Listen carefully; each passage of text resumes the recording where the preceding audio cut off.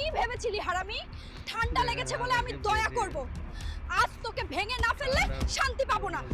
সখিনা রে, চাইলে আমাকে আর মার, কিন্তু এই ঠান্ডায় গোসল করতে বলিস না। আমার জন্য একটু পারফিউম এনে দে রে। শুনে রাখ হারামি, আজ যদি তুই গোসল না করিস তাহলে আমি এখনই বাবার বাড়ি চলে যাব রে। সখিনা, তুই চলে যা রে। তবুও আমি গোসল করব না রে। বাবা যে আমাকে কি লোকের সাথে বিয়ে দিল রে, গোসলের নাম শুনলেই কাঁপে, আর সহ্য হচ্ছে না। এবার দেওয়ানির কাছে গিয়ে কিছু একটা করতেই হবে। দেওয়ানি বাবু, আমাকে একটু সাহায্য করুন। আপনার লোক দুজন আমার সাথে পাঠান। আমার হালকে জোর করে গোসল করাতে হবে, ওর গা থেকে খুব দুর্গন্ধ বের হচ্ছে। গোসল করাতে লোক লাগবে না রে, আমার কাছে একটা বুদ্ধি আছে, মন দিয়ে শোন। দেওয়ানি বাবু, আপনাকে লাখ লাখ ধন্যবাদ রে। হাল্ক ভাই, তাড়াতাড়ি চল, তোর সখিনা গ্রামের পুকুরে পড়ে গেছে রে। তুই এসব কি বলছিস রে? সখিনা রে, আমি আসছি, আমি তোকে বাঁচাবো রে।